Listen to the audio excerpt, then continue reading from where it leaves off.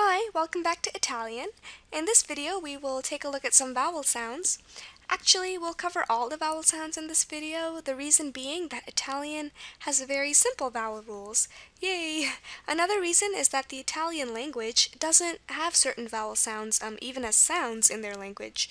Like some are very rare and others are non-existent, like the oi sound, oi, or the sound, which is that ue sound. So all in all, vowels in Italian are pretty simple, and we'll get started with A, the vowel A. And our first sound we're going to look at is A with two dots, which is pronounced aw. A with two dots is pronounced aw. And the rule in Italian is that it's going to be spelled with either an A or an O. A or an O, which is the case for most languages. Now, how do we figure out which one is going to be used when? Let's look at some examples, maybe that'll help. Example with A is panettone, panettone. Example with O is tramontane, tramontane. Now, one way to sort of figure out if an A or an O is going to be used is sort of through the pronunciations. A lot of the times the alternate pronunciations will help because sometimes they give it away. The alternate pronunciation will make the correct letter A or O more evident. So make sure you ask for the alternate pronunciation. That can help. If it doesn't, there are some other ways to figure out if it's an A or an O. Those Latin roots help a lot. Notice I'm saying Latin because Italian is a Romance language. It comes from Latin. It's funny because the word Latin is sort of jumbled up in the word Italian. It's one way to help you remember that Italian is heavily influenced by Latin, a lot of Latin roots in Italian words, which is true for these two words. Panettone has the Latin root pan, meaning bread, like Panera bread, which is one way to remember it.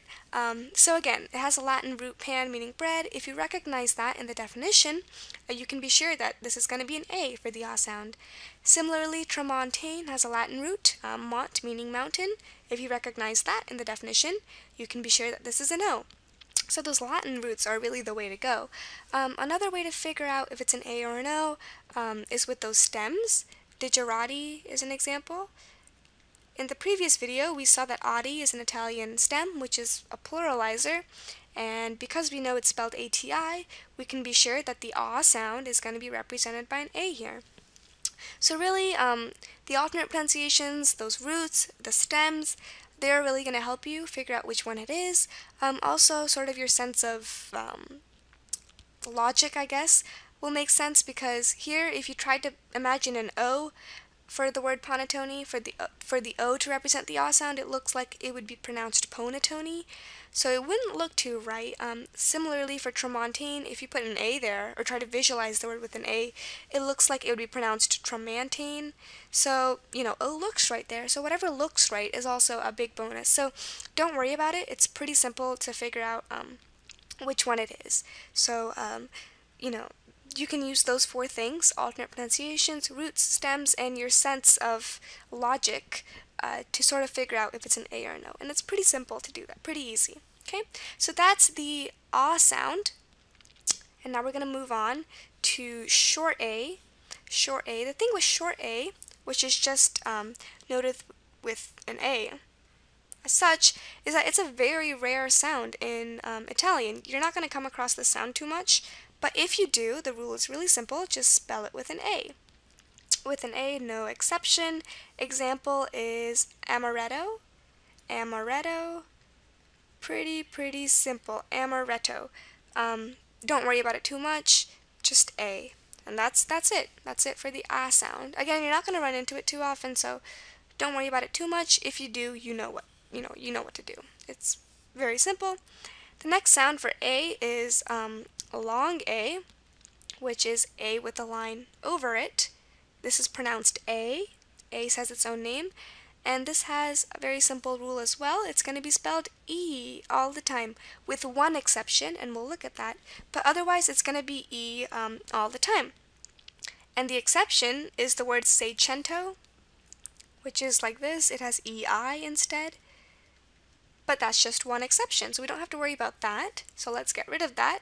It's the only exception. The rest of the Italian words are going to spell A with an E, like ripieno, ripieno.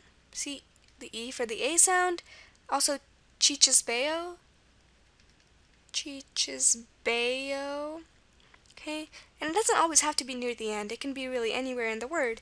So pretty universal spelling.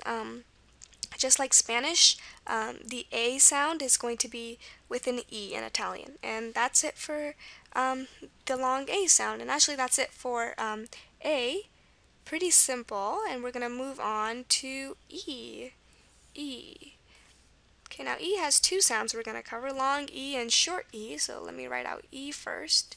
E. And the first thing we're going to look at is long E, not short E, long E, which is E with a line over it. As such, this is pronounced E, and the rule for this is that it's either going to be an I or an E.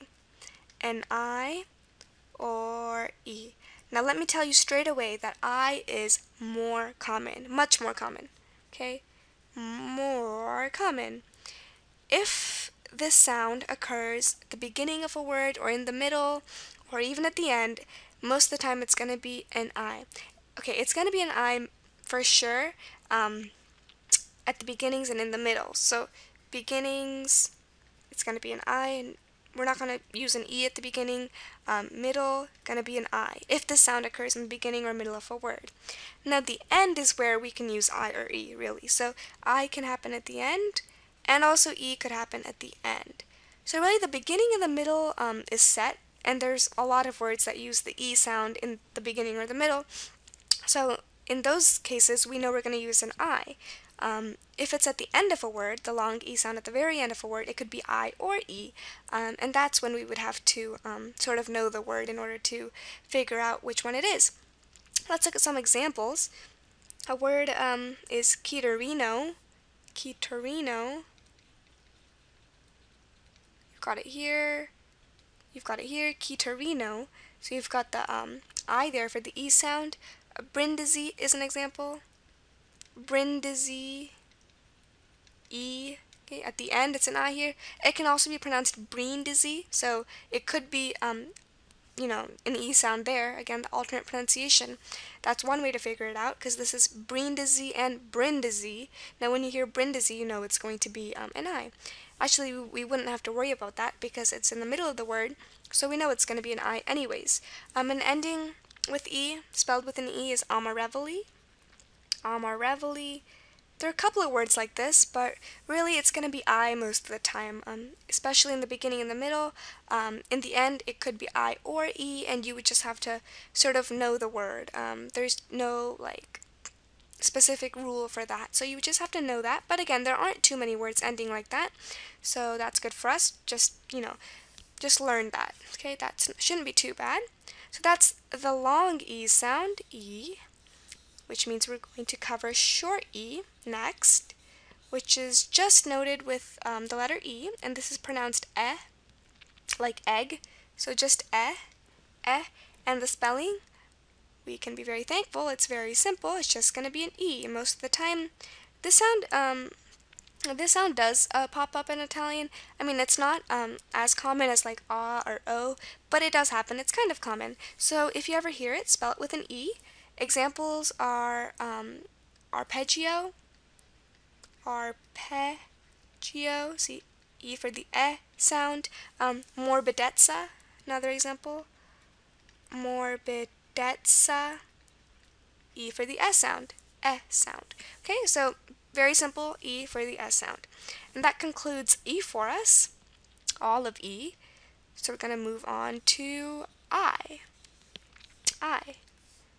Now hopefully you can see by now that Italian likes to keep its, vowels pretty simple. Okay, that's one very good thing for us. Okay, let's move on to I. First sound we'll look at in I is the short I sound, which is pronounced I, just an I. Nothing fancy around it. It's pronounced I, and this is going to be spelled with an I in Italian. And that's it. It's going to be an I, no other exceptions. Examples are Brindisi, word we just saw. Here the first pronunciation uses I for the I sound, Brindisi. Generalissimo is another example. General, word we recognize, and then issimo. See, this has the root issimo, or the stem issimo, which we covered in the last video. So again, those stems are going to help all the time. So we have generalissimo. This I here is actually a schwa, but this I is what we're focusing on. The first I, it represents the I sound. So generalissimo has that. So again, if you ever hear this sound, spell it with an I and you'll be good to go. Okay, the next sound is long I. The thing about long I is that Italian doesn't really have this sound. Let me explain. First of all, the sound is like this, I with the line over it. So I really couldn't think of an Italian word with this I sound. And I also did a search on my on my CD-ROM for Italian words with words spelled with I, and really none of them were pronounced I. Most of them were pronounced I, and short I. So really, there aren't too many words, or actually there aren't any words, with one exception. There's a word Farioloni, which is spelled like this, F-E-R-R-A-I-O-L-O-N-E. Got A-I here. And really, that's the only Italian word with the I sound. It's spelled A-I. Otherwise, if you ever get this sound, I doubt you will. I don't think it's a big sound in Italian. So really, don't worry about this sound too much. Remember, I did that search and didn't find any. So really, we have nothing to worry about for the I sound, with the exception of this word. If you get this word, you know exactly how to spell it now. So that's all we have to worry about with the I sound. Okay, so that sounds virtually non-existent in Italian, and that covers I for us. And we'll move on to O, vowel sounds with O. O, and our first sound is long O, which is just O with a line over it, and this is pronounced O. O, the rule is very simple. It's going to be spelled with an O, all the time. Examples are misterioso, here you have it twice. Oso. Poco curanti is another example. Let me write that better. Poco curanti. Here you also have it twice. Poco curanti. No matter where it is in the word, at the end, near the beginning, in the middle, it's going to be an O all the time for the O sound. And that's very simple and very good for us. So that's the O sound. And now we can move on to the O with one dot sound, which is aw. Aw. Okay, so this aw sound sounds pretty similar to the A with two dots. It's a little different. It's like law. It's aw, and in Italian it's going to be spelled with just an O again. Just an O. Very simple. If you hear this aw sound, spell it with an O. Don't get confused with the A with two dot sound, which is ah. This is aw. Very slight difference, but you'll get used to that soon. So if you hear the aw sound, it's going to be an O most of the time. Example words are risorgimento or risorgimento. Risorgimento right here. Here's the long O sound we just looked at, but here's the O with one dot, risorgimento. Also bragazzo, which is one of our 10 words we looked at. Bragazzo, again, O for the aw sound. Here's the long O we looked at.